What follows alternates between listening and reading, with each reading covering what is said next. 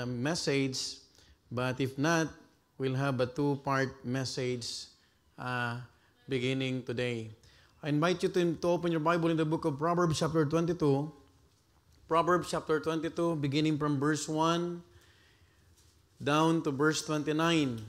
We will read the whole chapter of this book.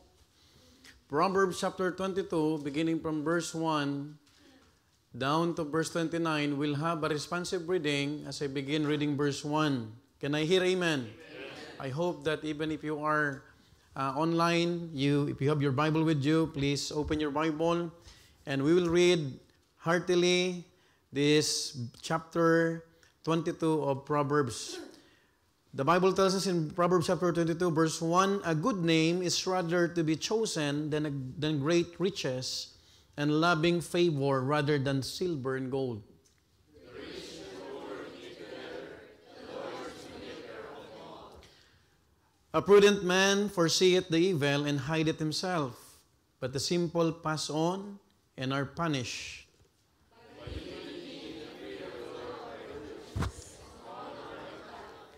Thorns and snares are in the way of the froward. He that doth keep his soul shall be far from them.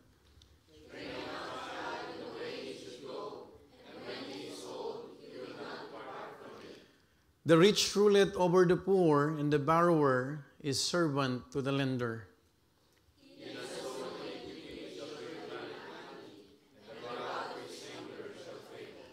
He that hath the bountiful eye shall be blessed, for he giveth of his bread to the poor.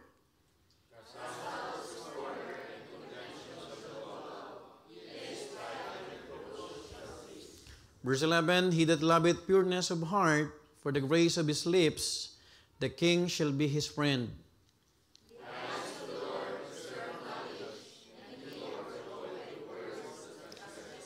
Verse 13, the slothful man saith, there is a lion without, I shall be slain in the streets.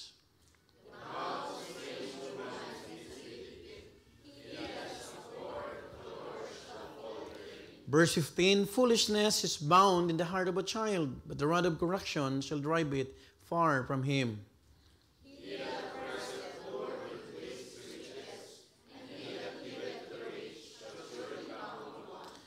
Bow down thine ear and hear the words of the wise, and apply thine heart unto my knowledge.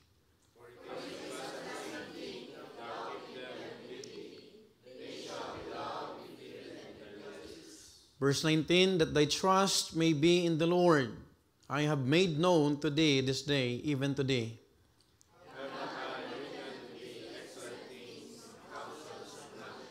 Verse 21, that I might make thee know the certainty of the words of truth, that thou mayest answer the words of truth to them that send unto thee.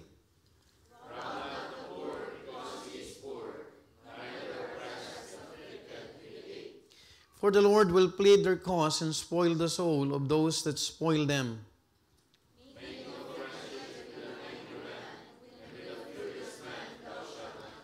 Lest thou learn his ways and get a snare to thy soul.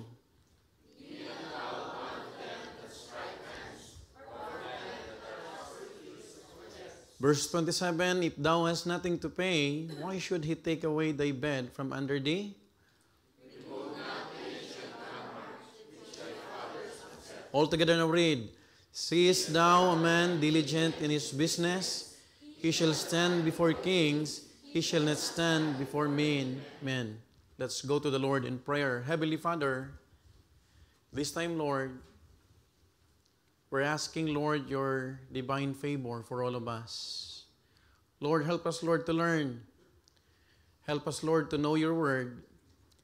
And not just, Lord, to know, but help us to apply the things that you want us to understand tonight, Lord. If there's any sins, if there's any shortcomings, Lord, that we have done before thee, whether we do it consciously or unconsciously, Father, please sanctify our hearts, our minds, our souls, O God. And we always believe that the power of the blood of the Lord Jesus Christ is able to cleanse us, O God, so that we could be we could have a receptive heart, and we could truly understand the message that you have prepared for all of us.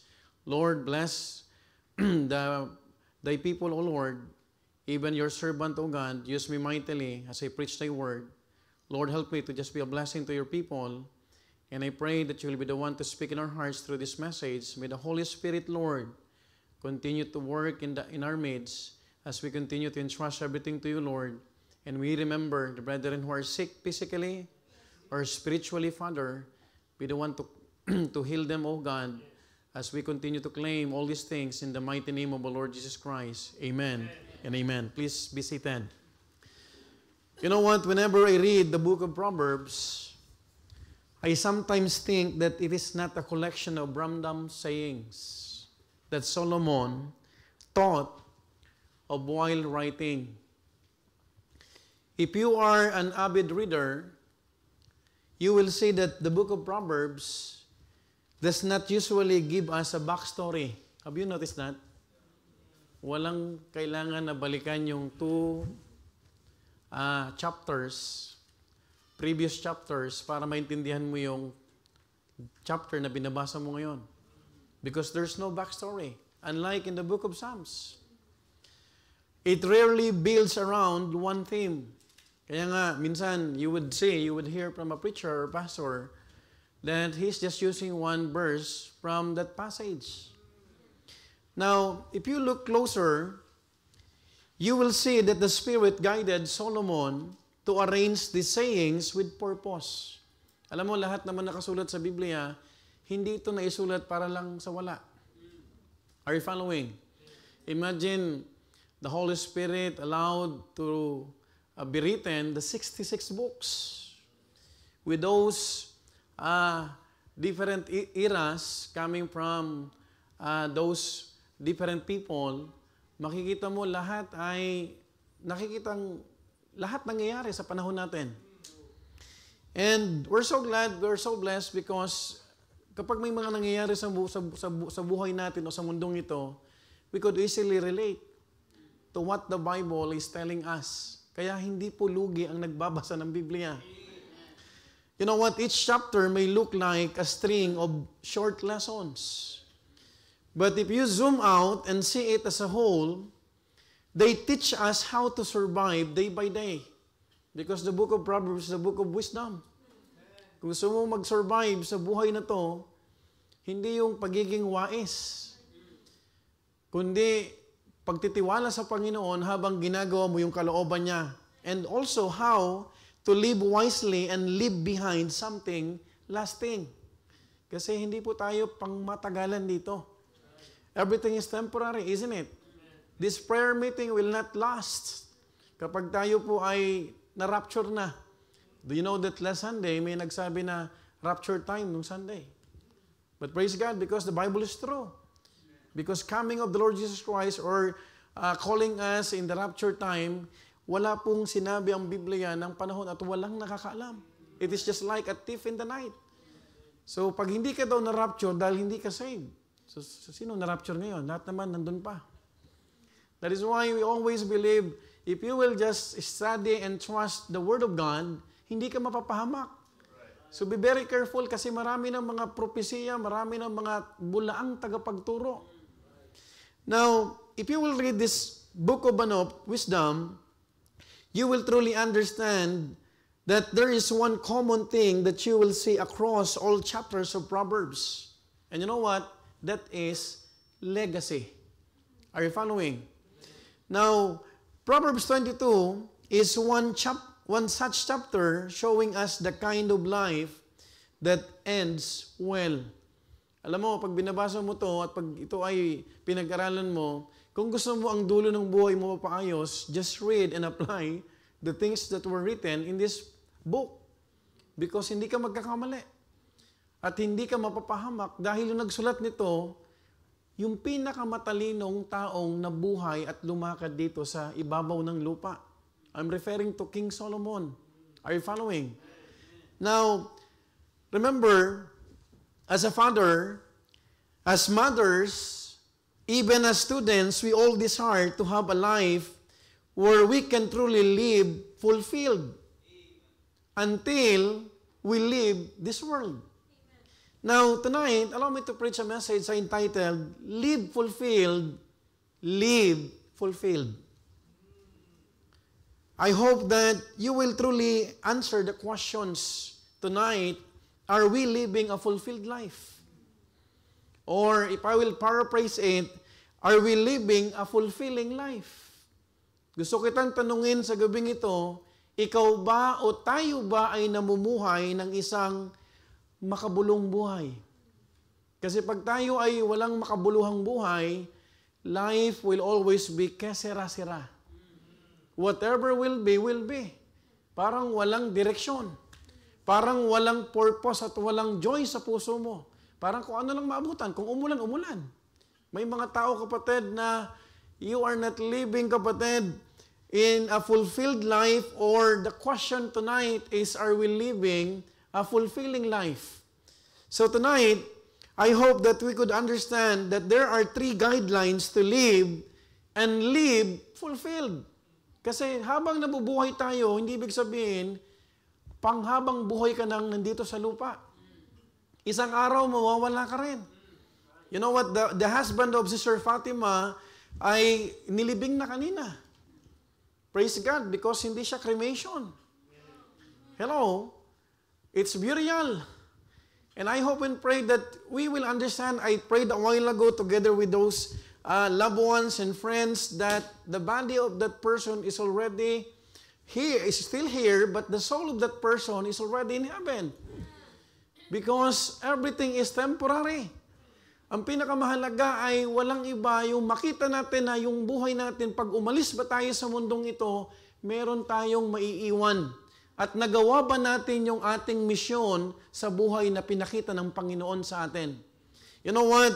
There are 3 guidelines to live and live fulfilled. Number 1, live fulfilled with godly reputation.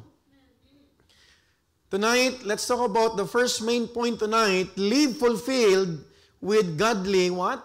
Reputation. You know what the word reputation? It means a favorable repute. Or in other words, if you will try to understand the etymology of the word good name or good name in this particular verse, in verse 1, it speaks about, pag sinabing reputation, a good name. In verse 1, a good name is rather to be chosen than great riches, and loving favor rather than silver and gold. You know what? There are many people who loves things that God hates. Maraming tao, kapatid, kung ano yung galit ng Panginoon, dun nila mahal yung mga bagay na yon. But we thank God because we are still loving God. You know what? If you are not around tonight, ibig sabihin, hindi mo mahal ang Panginoon. You do not trust your God in your life. Kaya ka nandito kahit umuulan, kahit medyo masama ang pakiramdam, kahit pagod ka galing sa trabaho, kahit maraming mga pagsubok at maraming challenges, you are fully aware that why we are here, it's because it's God's will. Amen. Because in the Bible, even the early churches or early Christians, they continued steadfastly in the apostles' doctrine, in breaking of bread, and in fellowship, and even in prayer meeting. Amen. Tonight, let me continue what the Bible is telling us in verse 1 to 5. Sabi rito, the rich and poor meet together. The Lord is the maker of them all. A prudent man foreseeth the evil and hideth himself, but the simple pass on and are what? Punished. By humility and the fear of the Lord are what? What? Riches, not corruption. Are you following? God can make you rich. God can bless a family. He can bless the Amoria family. He can bless the Tolentino family. He can bless the Bien family. Not by corruption. But by what? By humility and fear of the Lord and honor and life. That is why if you would see the life of every people, kapatid, every person I mean in the world, makikita mo, parang masagana ang buhay nila, parang masaya sila. Folks, hindi lahat ng mga bagay na nasisayahan sila. Tama. You would understand in verse 5, thorns and snares are in the way of the froward. He that keep his soul shall be what? Far from them. You know what? In verse 1, we see that a good name is above riches. Kung ikaw papipiliin sa ngayong gabing ito, 1 bilyon na euro o isang pangalan na may reputasyon. Pastor, ang hirap ng tanong na yan. Parang ang hirap. Bakit mahirap? Kasi yung Kristyano nga, 50 euro lang dinadagdag, nawawala pag linggo. Much more kung 1 billion pa. Are you following? Folks, in verse 1, nakita natin kapatid, it all starts with a good name. By the way, not a famous name, not a prestigious name, not even a biblical name, but rather a good name. Pwede ka magkapangalan na Jesus. Alam mo ba ang Jesus na pangalan ay sikat sa Spain? Karamihan, marami kang mga pangalan na makikita, Jesus. But it's not about prestigious or famous name or biblical name. It's about what? A good name. You know what? A name, pag sinabing good name, a name beyond reproach. It is a godly reputation begins with a good name. When you are desiring to have a godly reputation, it begins with what? A good name. And to build, one requires a consistent yielding to God's will and command. You know what, my dear beloved brethren, even from our brethren from outreaches, madaling magpagawa ng bahay kesa magtatag ng pangalan. No, walang bahid na kontrobersiya. Alam niyo ba yun? Ang hirap mag-ingat ng pangalan na may reputasyon. Are you following? If your name will be called, if your name will be remembered, the question is this, is it a good name? That's the question. Because tayo ay tatawagin ng Panginoon isa-isa ayon sa ating pangalan. Do you know that even our names are already written in heaven? If God knows everything about us, even the hairs are numbered.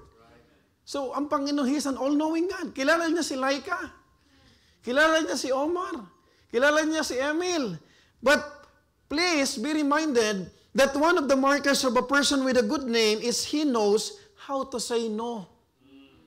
Kung gusto mo magkaroon ng mabuting pangalan, alam mo rin kung paano tumanggi at magsabing no. Why? Because ang taong hindi marunong umindi, mapapahamak lagi. You will compromise. He does not jump to every open door or every opportunity. In verse 3, in fact, makikita natin, a prudent man foreseeth the evil and hideth himself, but the simple pass on. And are what? Punish. You know what? We see the difference between a prudent and a simple man. Simple here means stubborn. Hindi ito yung simpleng tao, kasalanan pala yung... Ang ibig sabihin ng simple rito ay matigas ang ulo. You know what? Makikita natin, the prudent man foresees if the end of an open door is evil. But the big difference is, the stubborn man or the simple man just takes every opportunity for his gain. But at the end of the day, there will be punishment. Hindi lahat ng bukas na pinto, papasukan mo. Hindi lahat ng trabaho ay kukunin mo. Are you following? You need to learn how to say no. Do you know, I'm always mentioning this because this is remarkable to me. When Brother John mentioned this, is his testimony, sabi niya, Pastor, ito, may offer na trabaho. Alam mo kung kinuha niya yung trabaho niya, wala siya sa midweek ngayon. Kung hindi kayo nag-no sa amo niyo, baka iba sa inyo, nasa daan pa. Baka mamaya pang uwi ni Brother Emil. Tama mo ba? You know what? Makikita mo mga minamahal ko, you have to learn to say what? To say no. Because at the end of it, it always awaits what? Punishment. You know what? I have a question to you. What is the result? The prudent man is preserved. The simple man is what? Punished. The prudent man builds a testimony. The stubborn man builds a trap. Now, look at the example of what is happening in our country. You know what? Makikita mo, ill-gotten wealth, hounding government officials. Kasi engineer na sila, may mga natapos sila, pero hindi tumatanggi. Right? Sige nang sige. They saw the open door or position or maybe power, but they lack what? Prudence. Kaya mag-ingat tayo. Hindi lahat ng tinatawag na ino-offer sa'yo, kukunin mo. Lagi ko sinasabi, hindi lahat ng libre Pag inalukan ka ba libreng sigarilyo, kukunin mo? No. Kahit mamahaling alak pa yan. Dahil makikita mo, kapatid, na doon ka pagpapalain ng Panginoon, God can make you rich if He wills. Through what? Humility, and through what? Fear of the Lord. Hindi corruption. Hindi mag-compromise. They gained silver, but they lost their name. They have gold, but their families are living in shame. Look at what is happening in our country. Siguro nakikita nyo naman. Sino sa inyo ang magiging proud na kapamilya mo yung mga nandyan na nakaupo sa Senate? Ikakahiya mo. Tama po ba? Hindi ka magiging proud. Kasi maraming banta sa buhay. Can you imagine, kapatid? Pagkatapos ang lahat na nagpakasasa sila sa pansamantalang tinatawag na kasiyahan, ang kasunod, kapahamakan. Folks, that is why you have to understand the difference between a prudent and what? A simple man. They enrich themselves for a season, but they destroy their reputation for a lifetime. Alam mo bang wala nang karir yung mga yan? Are you following? Do you understand that? Yung Bryce na binabanggit sa Senate, napakabata pa. Wala nang pangalan yan. That is why we have to understand, we have to set our mind, isa lang ang pangalan natin. Amen po ba? Pag naging mananampalataya tayo, kapatid, pinalitan na yung tinatawag na dungis ng ating pangalan sa ating buhay. Kasamang inalis ng Panginoon yung mga shame, yung mga guilt sa buhay natin. That is why we need to choose what? A good name. You know what? I thank God for the brethren here, because whatever you have, you can say that you work hard for it. Can I hear amen? You know what? When we dedicated the vehicle of Brother Chris and Sister May, galing sa pawis. Hindi galing sa korupsyon. Mahirap mag-dedicate na galing sa masama. And do you know, kapatid, 70% of the gamblers are aging to 60 to 70 years old. Pero ngayon, iba na ang statistics. Do you know that the gamblers today, nag-average na ng 15 years old? Gamblers na. Nung panahon ng gamblers, ng panahon 90s and 80s, na abutan ko, ang mga nandun siguro mga 50 plus. Ang tawag namin doon, pangmanong yun. Ngayon, hindi na. 14 anyos, 15 anyos, sugalero na. Sugarol. And there are many what? Homeless people or family na wala ng bahay because of gambling. Because they choose what? Wealth. They choose what? Easy way. Shortcut. Sirang pangalan. You know what? May mga minamahal ko, aren't you glad that even you are living simple, kapatid, pero meron kang magandang pangalan? Why? Because you are a child of God. May I remind you tonight, I hope that you will be reminded, you are the child of the King of Kings and the Lord of Lords. Yung pinamakapangyarihan na Diyos, nasa atin. Habang tayo ay nandito, the Bible tells us, 2 or 3 gather in my name, there am I in the midst of them. Aren't you glad with that, kapatid, na pag tinignan mo, pag mineditate mo yan, pag binabasa mo yan, naunawaan mo, kasama ko pala ang Panginoon. Amen po ba? Folks, we have to understand also that you may not be known to the world, but, hey, listen, it's amazing. Hindi man tayo kilala sa mundong ito. What a great blessing to have sound sleep. Nakakatulog tayo ng mahimbing. Hindi tayo binabantan, walang mag-aabang sa'yo. Hindi ka natatakot, sino kayang magbabaril sa akin? Kasi yung mga to, kapatid, inaabangan. Do you know, kapatid, masarap na matulog ng mahimbing. Not fearing for tomorrow's scandal or expose, because we rob no one and fold no one. Tonight, young people, pag wala kang issue, pag wala kang scandal, you are blessed. Wala kang kinakatakutan. Yung mga classmate mo na gumagawa niyan because they chose, kapatid, those things na mali, takot yan. At ang isang araw, kapatid, yung multo mo ang hahanap sa'yo. Yung multo nila, tayo walang multo. Sila, may multo sila. Kaya sila naniniwala sa multo. Pero pag Krisyano ka, pag umising ka ng umaga, good morning, Lord. Kahit wala kang pera. Good morning pa rin. Amen? If you are living, kapatid, fulfilled life, you will receive kiss from your wife. Good morning, Daddy. Tapos wrestling ka pa ng anak mo. Wow! It's priceless. Anong gusto mong mag-wrestling yung mga nasa bilungguan? Babastunin ka? Di ba? Pag-aabangan ka? You know what? Hindi mo pwedeng ipagpalit, mga minamahal ko, yung ginagawa mo sa Panginoon. Because the moment that you are maintaining that, your life is what? Being preserved. Nape-preserve. That is why the Christians today are the salt of this world. Habang pinipreserve tayo ng Panginoon, dapat tayo ay maging alat at ilaw. Nagpe-preserve din tayo, nagiging preservative din tayo ng ating mga kaibigan. Kung may napapahamak, mga tao, kapatid, because that's part of living a fulfilled life. Yan ang mission natin, yan ang disenyo ng Panginoon sa atin. If you are the first Christian in your family, folks, live a fulfilled life. Para pag umalis ka sa mundong ito, kapatid, mga minamahal ko, you will leave an imprint, a legacy. Pag uwi mo, hindi maalala yung ilang euro pinadala ni Virginia sa amin. No. Alam mo, maalala nila, ikaw ang nagdala sa kanila sa Panginoon.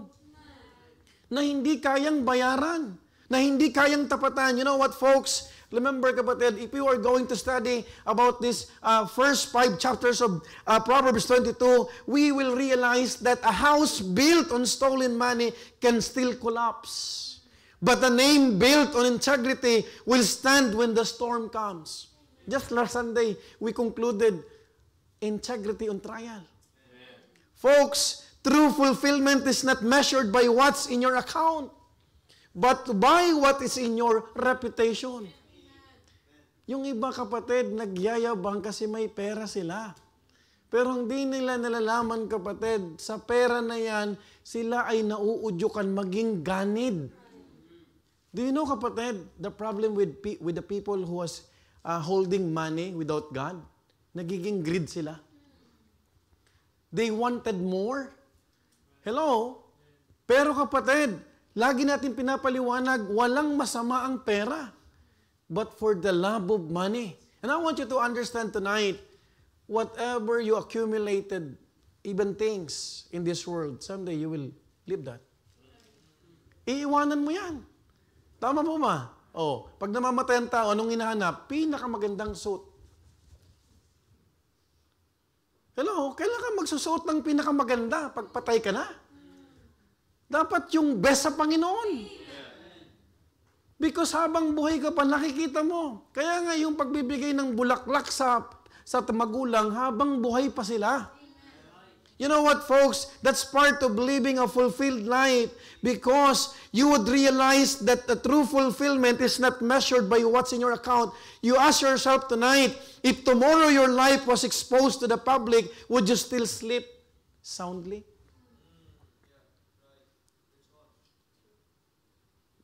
Wala ka bang kinakatakutan na baka isang araw bumulaga na lang? Do you know, kapatid, these people, they don't have an idea that this year they will be exposed. Yun ang mahirap sa tinatawag na palalo. Kapag hindi na nakikinig sa salita ng Diyos. Isang araw, hindi ka man ma-expose sa may camera dahil hindi naman tayo sikat, but we will be exposed in heaven. Harap tayo sa Diyos na buhay. Maaring hindi tayo humarap sa Senate, but we will face God in His throne in the Bema judgment. Maybe you are claiming that you are saved also. Pero salamat sa Panginoon, mga minamahal ko, because we truly understand, even in the passage that we have read, humility and the fear of the Lord are our greatest riches. It is both our honor and life. Alam mo bang pwede tayong payamanin ng Panginoon kung gugustuhin ng Panginoon? Kaso lang, may mga Kristyano, hindi pa nga mayaman. Madamot na. Hello? Tama? Tama po ba? Are we going to support the feeding program in Ethiopia? Hello? What is tuna? Tono, I mean. Kontakin mo lang si Sister Nova, may tono ka na. What is pasta? Maggasino na yan? Ilang euro lang yan? Right? Na yung mga bata naman doon, yung mga tao doon na hindi pa halos nakakatikim niyan, makakain lang din. At kapag nakakain sila, they will what? Hear the good news. Yun ang pinakamahalaga kasi yung pagkain matutunaw. Pero kapag nakakilala sa Panginoon, one day, kapatid, hindi na yan, kapatid, pwedeng makalimutan ng batang yan.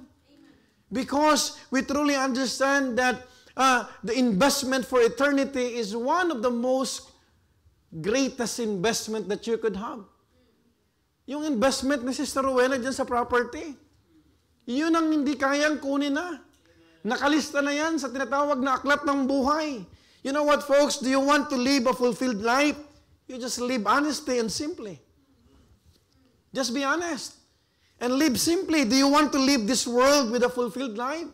Live with a godly reputation. Alam mo ba, magulang, this is one thing that I have realized. Lahat tayo tatanda, di ba? Yung mga anak natin lalaki. Alam mo, isang araw, ang iiwan natin, yung legacy. Yung magandang pangalan.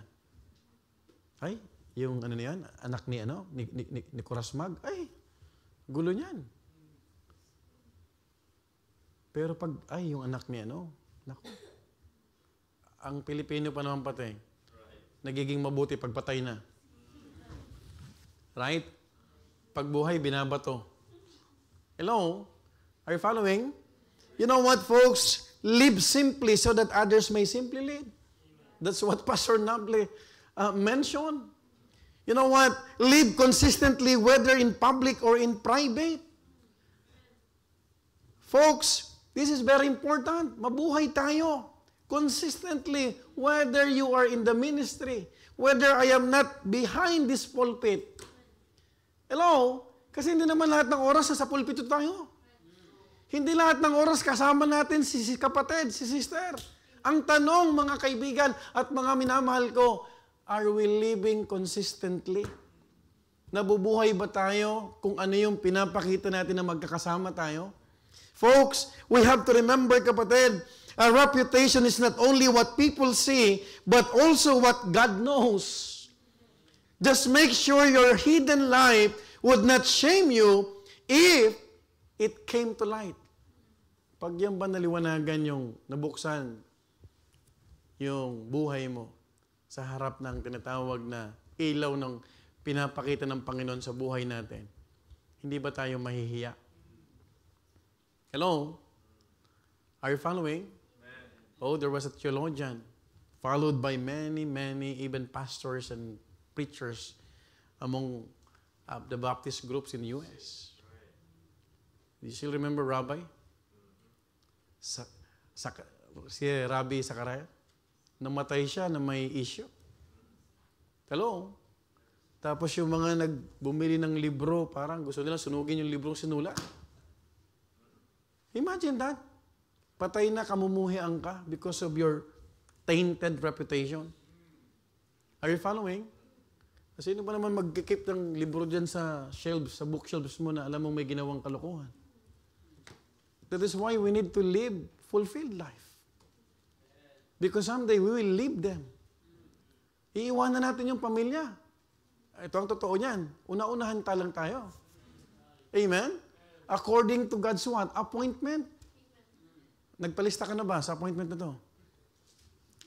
Kahit hindi ka magpalista, talagang doon tayo pupunta. Folks, remember, kapatid, do you know that oftentimes your no is what will protect and preserve you? Don't be ashamed to say no. Kapag humindi ka, yan ang magliligtas sa'yo. You know what? A godly name is protected by boundaries. Folks, my dear beloved brethren, you learn to say no to shady deals, questionable friendships, and tempting shortcuts. Pag may illegal na dyan, layo ka na.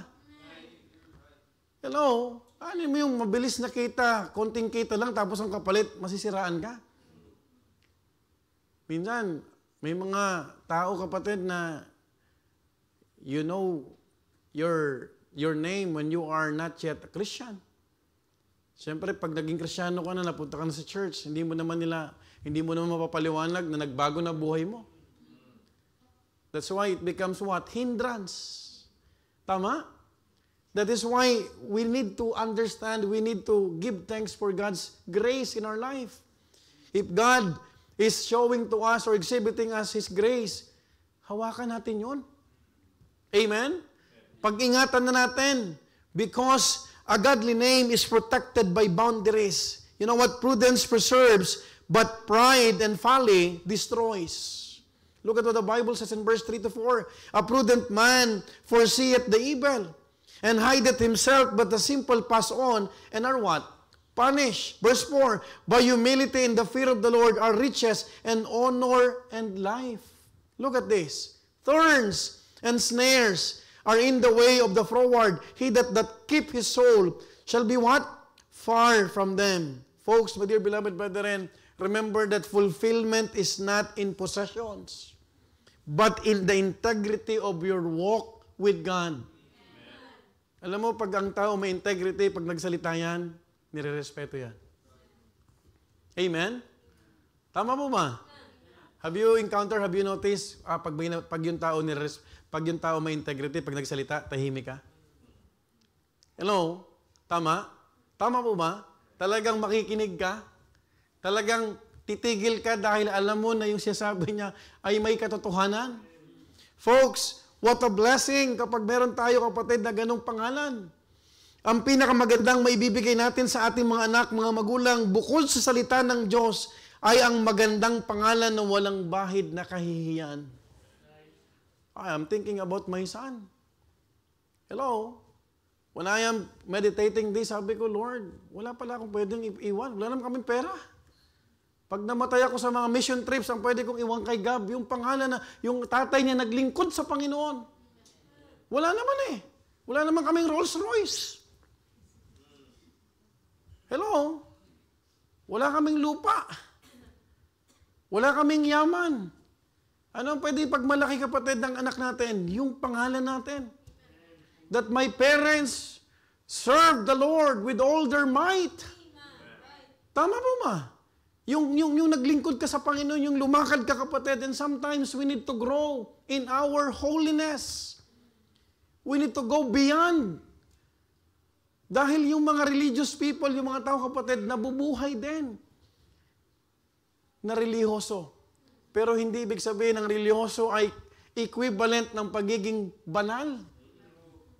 Folks, the Bible tells us in Ecclesiastes 7:1, a good name is better than precious ointment. Mas mahal pa to sa Miss Dior na pabango. Sa Joe Malone. Hello? Natatawa si Sir Mirna, mukhang marami tong Dior ah. And the day of death, than the day of one's birth. Imagine at birth, you carry only potential. Nung tayo pinanganak. At death, you carry a proof of who you eventually became. Pag tayo pinanganak, hindi naman alam eh. Puro potential lang, puro opportunities. Right? Oh, who would have thought na tayo magkikita-kita dito sa Europe? Nag-usap-usap ba tayo nung pinanganak tayo? Hindi naman. Potential lang. Right? Tama po ba? Eto nga si Sir Cashalay, nung nakita ko, pinagbigyan lang talaga kami. Ang plano niya, isang attend lang tapos basta. Dahil religious, debotong katoliko to. Pero ginamit ng Panginoon yung mga pagkikita ng tinatawag ng bawat isa sa atin. I remember Laika, Sister Laika. Matagal na kami nagkita niyan, kaso lang ibang tinignan niya. Mabuti na lang tinignan niya uli yung Panginoon. How can you explain that at 11 years old, makikita ko si Preacher Joshua at gagamitin niya para makarating dito sa Sir Jelaine? That's a divine orchestration. Yung purpose ng buhay natin, we need to live a fulfilled life. That's the question tonight. Are we living a fulfilling life? Hindi ba na-defeat yung purpose? Bakit ka binigyan ng kaligtasan ng Panginoon? Hindi ba na-defeat yung purpose na bakit ka nag-undergo ng discipleship? Are you still adhering to what you have learned from those lessons? That's the question. You Bible student, mga Bible college students, I hope That as you have those knowledge, those eternal truths, those histories na makukuha nyo, magigain nyo, ganun pala yun. I hope na ang pinakamahalaga pa rin, kapatid, ay yung mabuting pangalan dahil naglilingkod ka sa Panginoon. You know what, folks? No one was born godly. No one was born with a reputation. At best, you were only cute. But that will conclude what you did, who you were, and what you left in this world. Nung bata ka, di ba cute-cute ka pa rin? Lahat ng bata, cute. Ngayon, acute ka na. Right? Di ba sabi ng magulang mo, itong pinakamaganda.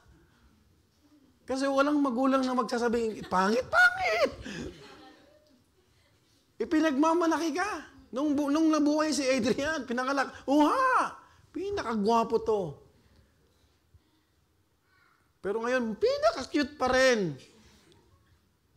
Iyo si kapatid, no one was born godly. No one was born with a reputation. Wala nga tayo, Di ba? Wala tayong dala-dala.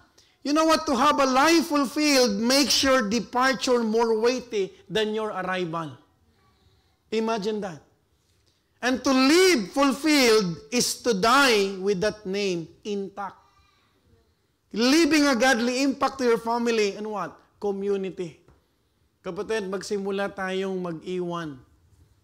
Nag-iiwan ka na ng footprints. I hope tinitignan mo pag ikaw narating mo ang joy ministry. Napapaisip ka na rin. Sabi ko, sino bang sunod? Pichu Judel? Sunod na ako dyan.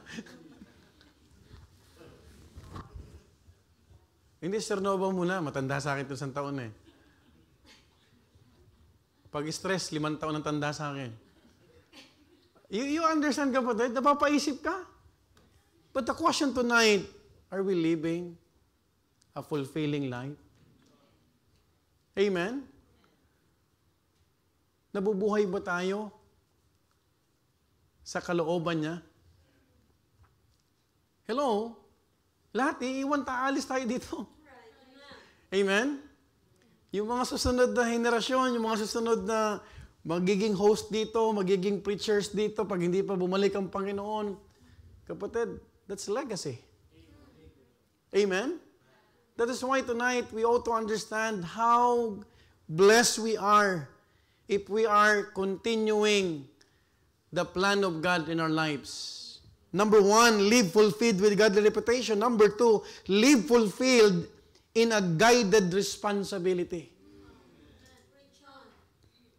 Folks, in verse 6 to 16, train up a child in the way he should go. And when he is old, he will not depart from it. I want you to notice this verse 6. In verse 7, iba na ang tema. The rich ruler over the poor, and the borrower is servant to the lender. He that soweth iniquity shall reap what? Vanity. And the rod of his anger shall what? Fail. He that hath a bountiful eye shall be blessed, for he giveth of his bread to the poor. Cast out the scorner, and contention shall go out. Yea, strife and reproach shall cease. He that loveth pureness of heart, for the grace of his lips, the king shall be what? His friends. The eyes of the Lord preserve knowledge, and he overthroweth the words of the transgressor. The slothful man saith, there is a lion without. He that is abhorred of the Lord shall fall therein. Now notice verse 15. Yung verse 16, patungkol sa bata. Binalik ni Solomon sa bata uli. Foolishness is bound in the heart of a child, but the rod of correction shall drive it far from him. You know what? I'm thank God. Because nakita ko totoo itong verse na to kay Gab. Pero ang iyak na ngayon, Kumbira imitation. Grabe. Look at this. Foolishness is bound in the heart of a child. Now, this is another way to live fulfilled, is to know and live in a guided what? Responsibility. Remember that we are all stewards, isn't it? As stewards of life, We have a responsibility that it is more than to ourselves but to our children. Parents, I know you will agree with me. Kapag may anak ka, ang una mo nang iniisip, hindi na sarili mo. Tama po ba? Tama po ba? Kapag ang iniisip mo sarili mo pa rin, hindi ka matinong magulang. Right? Ang iniisip mo, tuition na. College na yung anak mo. Right? Tama po ba? Now, we have a responsibility to train them, to nurture them in the knowledge of the Lord, train them so that they can be fit for the master's use. Ito mga to, kahit tutulog-tulog to, sila Matthew, kahit si Daniel ay gumaganon-ganon na, we are training them. Ini-expose natin. Tama po ba? Because someday they will be used for God's glory. And you know what? This is where discipline becomes what? Essential. If we neglect to discipline our children, listen my dear beloved parents, letting them grow stubborn, disrespectful, and self-willed, then why should we expect them to grow up serving God? Huwag kang umasa na maglilingkod dyan sa Panginoon kung bata pa lang, hindi mo na tinuturuan. Are you following? Bakit natin tinuturuan kahit bata pa nagigibing na yan? Kailan mo tuturuan pag matanda na? Ang ibang matanda rito, hindi pa rin nagigibing eh. Give in. Give up. Tama mo ma? Tinitrain yung bata. Train up a child, hindi train up an adult. You know what? Training does not start with big issues. It starts small and it starts young. Ano-ano ito mga minamahal ko? I've experienced this. And I hope I know 100% na experience yung mga parents po dito. Yung alin? Yung pagising nila tuwing linggo. Kahit tulog pa, ginigising mo na. Binibihisan mo na. Hindi naman pwede silang masunod na magpaiwan lang dahil umiiyak. Yung pananamit nila ng maayos sa pananambahan. Can I hear amen? Ang gandang training, ang gandang disiplina, yung memory verse ng mga bata. Yung pinapatawag sila pag may ginagawang mali. Are you aware about that? Na pag may mali yung bata at alam niyang may mali siya, natututo yung bata. Yung binapatawag sila, yung hindi paggawa ng compete or assignment nila pag Wednesday, Sunday, they are being called. Yung mga Sunday school teachers, nagtutulungan tayo ng parents. And I hope hindi natin minamasama yun. Yung pagbibigay nila ng offering mula sa baon nila. Pastor, grabe naman, €1 lang yung baon doon. Hindi doon sa amount. Yung prinsipyo na matutunan nila. Right. Amen. Kasi madaling magturo sa bata. Napakahirap sa matatanda. Masarap kasama yung bata minsan sa mga isip bata lang. Tama po ma? Kasi pag isip bata, may alam na yan. May sariling dunong. Yung paglakad nila sa metro ng umaga, yung pagsama nila sa mga soul-winning drive. Imagine, Brother John, si Rachel, si Sophia, ilang months pa lang. Kasama na sa soul-winning, kapatid. Now, if you will just use your humanistic perception, bakit mo isasama? Magkasakit pa yan dyan. Hello? Ba't ko isasama si Gab ngayon? Umuulan, pwede ko naman ipasilong na lang. Tama? Tama po ba? Pwede ko naman isipin, total pastor, wala naman silang naiintindihan, sa bahay na lang sila. But folks, that is a training of a child. So when they grow old, they will learn the valuable lessons that Sunday is for the Lord. That their parents are doing what? Continuing, not only in fellowship of pansit. Kasi napapansin ko, every Sunday may pansit na. Pero ang mahirap pag may pansit ka lang, pero pag Wednesday, wala ka. So when they grow old, they will learn the valuable lessons that serving God is not in vain. That serving the Lord is what? A privilege. Alam mo ba yung mga anak natin? Tanong mo si Joel nung last Sunday. Tatahimik tayo, pero pag tinanong mo, alam ang lesson. Ganon ang bata. Ganon na-inculcate din sa kanilang isipan. Kaya hindi sayang. Kung sa tingin mo sayang, kapatid, mali ka doon. Anong gusto mong marinig nila? Yung mga rock music? Right? Yung mga walang kabuluhan? Those music that will contaminate their innocent mind. This can't be taught in international schools. Kahit dalhin mo pa yan sa pinakamamahaling universidad o daycare or elementary school or international school dito sa Milan. Why? Because this is only taught in God's school of training through the local church. Yung mga tinuturo nila Sister Sharon, ni Sister Ren, yung mga Sunday school teachers dito, nila Sister Jonah dyan sa Oslo, lahat yan kapatid, hindi nila matututunan yan sa international school. Sino nagpapa-memory verse? Sino nagsasabi that there's a Savior? No one. Basta magbayad ka, yan ang ano nila. Because if you cannot pay the tuition, imagine dyan sa elementary dyan na private international school, in a year, 10,000. 10,000 euro. In 1 year. Sa 1 year pa, may bakasyon pa. Tapos doon lang matututong manigarilyo. Could you imagine? How many is 10,000 euro in peso? Almost 600. 600,000 pesos. You know what? Through this training, you are setting them up. So when you give them back to God in service, they will be meet for the Master's use. Kaya pag tinanong ka ng Panginoon, hindi naman tatanong, ilan ba anak mo? The Lord will not ask you. Hindi naman ito paramihan eh. Ang itatanong sa bawat magulang, nung binigyan ka ng tinatawag na anak, paano mo sila pinalaki? That's the question. That's the most important question. Folks, brethren, if you will study this pattern in verse 6 and 15, as I've mentioned a while ago, you have to understand these important verses. Number 1, 8 po to. Teach your children that death makes them slaves. Bata pa lang, turuan mo na. Hindi mo alam, verse 6, tapos biglang nagbago. Pagbalik ng verse 15, binalik sa bata. Ano ibig sabihin? Para yung mga nasa gitna na nakapanaman, habang bata pa, ituro mo na. What is verse 7? The rich ruleth over the poor, and the borrower is servant to the lender. Alam mo, may mga bata ngayon, marunong nang mangutang. Malakas ang loob. Saan kayo natutunan yan? We have the responsibility. Nak, hindi maganda yung nag-uutang. The borrower is servant to the lender. Lalo pag nangungutang ka, hindi ka nagbabayad.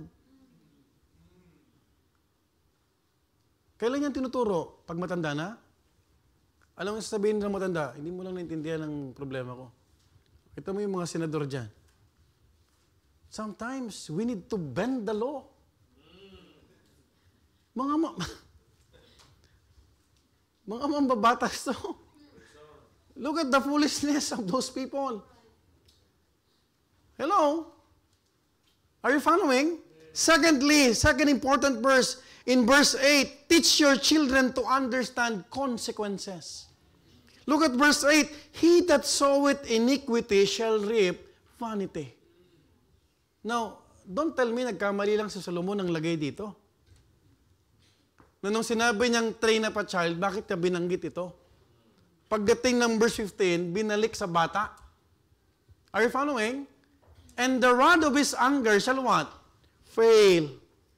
So teach your children to understand what? Consequences. Nak, pag ito ginawa mo, ito ang kakaharapin mo.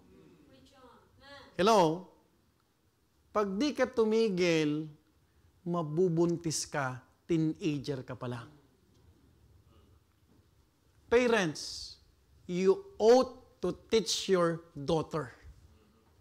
Mas maganda na naririnig nila yan sa'yo. Because in every wrong action, there will always be what? Consequences. Are you following? Third verse, in verse 9, teach your children to be generous, that in sharing of bread, they'll never run out. Look at verse 9. Verse 9. Look at what the Bible says. He that hath a bountiful eye shall be blessed. For he giveth of his bread to the poor. Alam mo ang bata, when we went to Tritore, may park doon. Dumating yung bata, nauna kami dumating, kasama ko si Gab. May bola yung bata. Bola. Hindi niya bola yun eh, dala-dala ng bata. Inaagaw niya. Tapos ginagaw niya, ginagano pa niya. Sabi nung yung nona, no, non te ko pare. Dahil kinuha ko yung bola eh, binali ko. No, Gab, basta. That's not good. No, don't te ko pare, chulo un altro. Binigay dun sa dun sa, kay Gab. And then, tong si Gab, kinuha yung dalawa. And then we talk. Alam niyo nang nangyari. Hello? Habang bata pa lang, turuan mo na. Amen? Parents, can I hear amen? Teach your children to choose their friends wisely. Bata pa lang. Because in verse 10, you would realize that the scorner or bad influence will bring them harm than good.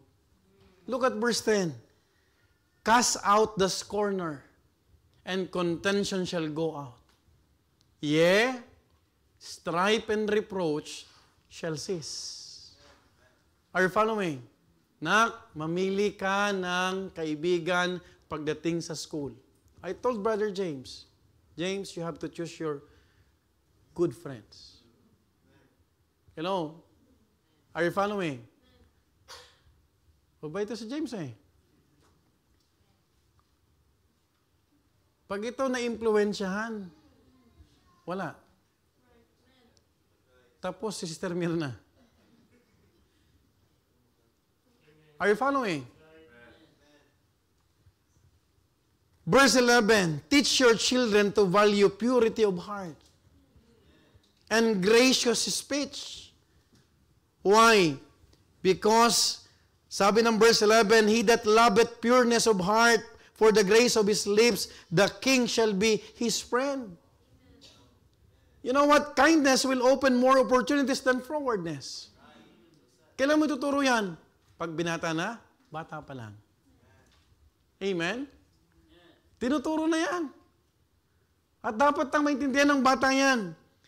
Verse 12, teach your children to fear the Lord, who sees all, that even if they hide, even if they delete messages and install apps, God sees them. Look at verse 12.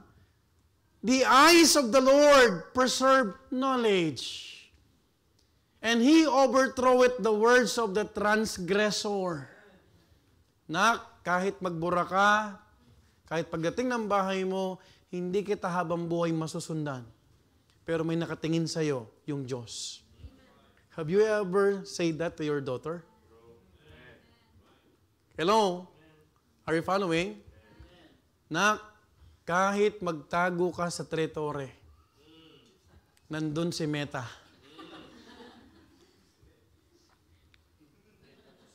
Hey Meta, who is the ex-men?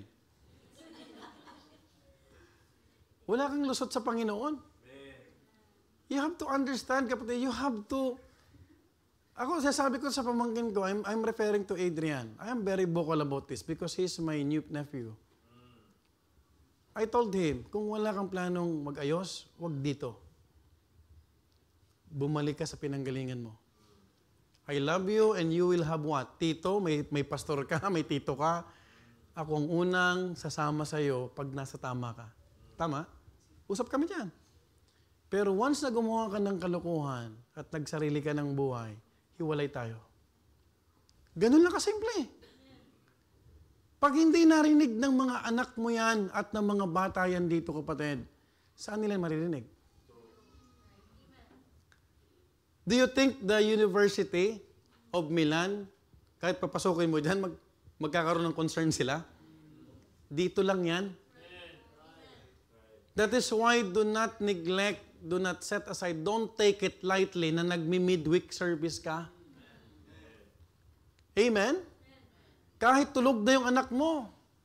That's part of training. In verse 13, teach your children to stop making excuses. Teach them that laziness and slothfulness won't get them anywhere. Look at verse 13. The slothful, ano slothful? Tamad. Huwag mo na pahirapan pa. Yung batugan na tao, nagsasabi, there is a lion. I shall be slain in the streets. Walang lion sa streets, iho. The lion is roaming around in the jungle. Ang mga bata, mas matuso pa yan, marami pang lusot yan kesa sa'yo. Huwag kang masyadong papaniwala. Have the discernment. Amen? I appreciate Preacher Jodel. Pero malaki pa si Jerry sa kanya. Pero pag nagsalita si Papa, ito. Because it is embedded already in his soul. Tama, Brother Jerry? Hindi lang si Papa, si Pastor pa. Papa, Pastor. Saan ka pupunta? Pinalayas ni Preacher Jodel yan. Nung bolyo. No. Magugutom siya eh. Tama po ba? May mga magulang takot magdisiplina. You know what, may mga minamahal ko, you teach your children to stay pure and avoid immoral relationships. It will destroy them. Look at verse 14. The mouth of a strange woman is a deep pit. Sino yung strange women? 14 anyos pa lang, mapula na labi mo. Extended na yung kilay mo. Mamma mia. Hello? Mas makapal pa yung tinatawag na makeup doon sa mga nag-uopisina. At pag pumunta ng school, naka-pout lips pa. You say ka pa din, nak, wag yan, nak. Ako tuturuan ko anak ko nak, wag yan, nak. Kahit maganda pa yan. Choose a virtuous woman. You know what? We agreed. My wife and I agreed with this.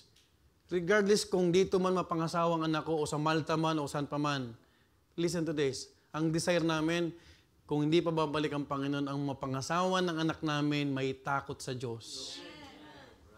Yun lang. Yun lang. Yung totoong matapat. Hello? Are you following?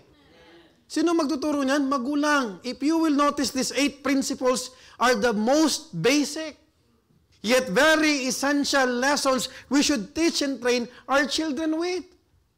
Why? Because these are the guided responsibilities that they should what? Know so that when they are old, they will not depart from it. Folks, my dear beloved brethren, kayo po mga magulang dyan sa Zoom, parenting is more than just providing. You look at me. Hindi lang sa pag-provide ng gamit ng anak natin, magastos pa lang magpapasilo. Ang haba ng listahan, kaya maniningil si Gab sa mga ninong at ninang. Wala nang sale. Pambihira. Tinanggap ng komune yung anak ko. Number 25, the last student. Last minute. Sabi niya, Maestra, Senyora, Doktoresa, nung po siya mo. Pinagsisimula na siya, itong week na to, pupunta pa kami ng Malta. Tapos nagbigay ng listahan, anong kakainin ni Ga, anong allergy, mga gamit, mga ano, sabi ko, pambira. Nasaan yung mga ninong nito?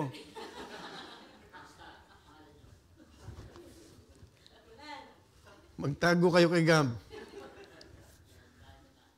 Its most profound expression is training. Not only providing. Cover up for them when young, and they will expose themselves when they are old. Don't cover them up. Pag mali ang anak natin, mali. Huwag kang maging abogado dahil sang araw, mag-aabogado yan sa kulungan na. Hello? Kung dito dinidisiplina yan, magpasalamat ka. Huwag mong tignan parang inaapi yata ang aking anak. Grabe naman si pastor. Grabe naman Sunday school teacher. Dahil isang araw, if you will not listen to this, mag-aabogado ka sa kulungan na yan. Hello? Do you listen? Do you understand what I'm trying to say? Folks, you have to understand, bail them out from church or house responsibilities. You will bail them out from authorities one day. May mga magulang na mimiyansa. Bata pa lang, kinukubera na. And listen to this. Deny them discipline in the name of love, and you will find yourself in despair. Sino bang magulang, kapatid, ang hindi nagmamahal sa anak? Pag nadisiplina ang anak mo dito sa church, dyan sa outreach na yan, sino ang magtatagumpay? Kaninong success yan? Kaninong achievement yan? Di ba sa anak mo rin yan? Na ang ituturo ng anak mo, kasi may magulang ako. You know what? Hayaan natin na konsintihin. Isang araw, bibigyan tayo ng sakit ng ulo at kahihiyan. Believe me. Believe me or not. I'm always telling you, my dear beloved brethren, hanggang dito lang ako sa pulpito. I was receiving many accusations. I was maligned many times, 7 years ago, 10 years ago, Pastor, kaya ka ganyan kasi wala kang anak, baog ka kasi. I received that. Pero hindi ako nagbago ng stand. Hindi ako nagbago ng conviction because I care for your kids. We want to produce godly children. Kung hindi tayo makakapag-produce, we are failure. What is this building? May saysay ba to? Pag na-produce yan sila, Joel, sila, Jerry, yan ang bunga natin. Itong Paulo na to. Do you understand, kapatid? Hindi yung sasakyan ni Brother Art ang pupuri. Yung buhay ng mga anak natin. I hope you understand very well. Bakit na iniingatan? Bakit natin chinecheck yung mga cellphone yan? Bakit yan, kapatid, tumatawag tinatawagin natin yung mga teacher na yan ng palihim? Bakit si Pastor bumibili ng Meta? Hey, Meta! Madaling mag-akusa. Si Pastor, tira mo naka-Meta. Kung wala akong Meta, hindi ko alam na nakabukas ang mata ng anak mo habang nagpe-pray. Are you following? Proverbs 29:15. We'll continue this next meeting. The rod and reproof give wisdom, but a child left to himself bringeth his mother to shame. Sino kayo yan? Sa akin? No. Ikaw ang magulang yan. Foolishness is bound in the heart of a child. This means they need structure. Are you getting my point? They need discipline. And they need what? Accountability. Teaching them to love the Lord and training them to be used in the work of the Lord is your insurance policy. That even if you leave this world, they will not depart from loving and serving Him. Yan ang insurance policy na iiwanan mo sa anak mo. It's far better than financial insurance and bonds that they could ever inherit from you. Parents, as I close, remember these 8 lessons. List it down if you must. Don't give your children to the world. Nananawagan po ako, huwag mong ibigay ng basta-basta na lang ang anak mo sa mundo. Paglaban mo naman. And how can you do that without the church? There are many foolish people, foolish Christians. I can live, I can still serve God, even without the church. Who said that? Where is your basis from the Word of God? Hindi mo ba alam yung mga anak mo dito? Natuturuan kapatid, maging disiplinado. Hello? Na hindi ibig sabihin kapatid, may exam mo, wala sa midweek service. You see kapatid, the effect. Yung mga nandito, yun yung mga tataas ang grades. Yung mga nag-review sa panahon na dapat nagpa-prayer meeting, yun ang bagsak. Brother Jacob experienced that. Kaya hindi niya nawala sa midweek service. Mag-review ka na mag-review, hindi pa paalala ng Panginoon yung ni-review mo. Kasi may panahon para sa lahat. Bakit ka mag-review sa panahon kapatid na dapat nagpa-prayer meeting ka? Live fulfilled. Tomorrow, next month, next year, I don't know. You will live fulfilled. Mag-iiwan ba tayo ng legacy? Anong iiwan natin sa ating pamilya? I hope that God has spoken to your heart. Let's all stand up and we'll pray. Heavenly Father, thank you, Lord, for the richness